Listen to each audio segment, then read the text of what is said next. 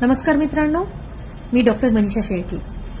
माझ्या यूट्यूब चॅनलमध्ये सर्वांचे स्वागत आहे. सध्या आता वर्षा ऋतू चालू आहे, म्हणजे श्रावण आणि भाद्रपद या मराठी महिन्याच्या काळात वर्षा ऋतू असतो.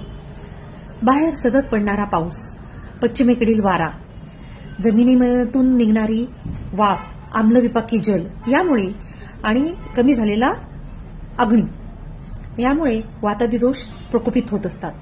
तेव्हा या सगळ्यांचे निवारण करण्यासाठी वमनविरेच्या नादी संशोधनक्रम करून बस्ती हा करावा.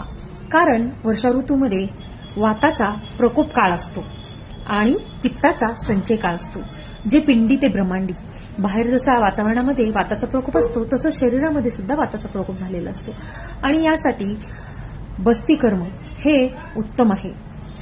तेव्हा सर्वांनी बस्ती कर्म करून याचे शमन करावे आणि वाढलेले दोष किंवा वाढलेला वात याचे निर्हरण करावे. या काळामध्ये अग्नी मंद झालेला असतो, त्यामुळे पचनाच्या विविध तक्रारी निर्माण होतात.